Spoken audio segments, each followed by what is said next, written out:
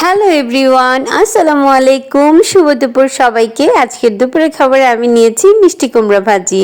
মিষ্টি কুমড়া ভাজি খেতে আমার সবসময় ভালো লাগে, আর মিষ্টি কুমড়া ভাজির সাথে কাঁচামরিচ বা নাগামরিচ দিয়ে খেতে অনেক মজা লাগে। এবার আমি নিয়েছি পুঁই শাক, আর আজকেও আমি আমার গাছের পুঁই শাকই রান্না করেছি। গাছেই যদি পুঁই শাক থাকে তাহলে কিনে কেন খাবো বলুন, আর গাছের পুঁই শাক খেতে তো অনেক বেশি মজা লাগে।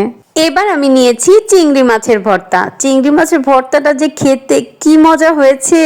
আজকে গুঁড়ো চিংড়ি ভর্তা করিনি, বড় বড় চিংড়িগুলোই ঝাল ঝাল করে ভর্তা করেছি, খেতে অনেক বেশি মজা হয়েছে। এবার আমি নিয়েছি শোল মাছ দিয়ে পালং শাকের ঝোল। আগে না আমি কোনো শাকের ঝোলই খেতাম না, কিন্তু এখন আমার কাছে লাউ শাকের ঝোল, পালং শাকের ঝোল, লাল শাকের ঝোল খেতে অনেক বেশি ভালো লাগে।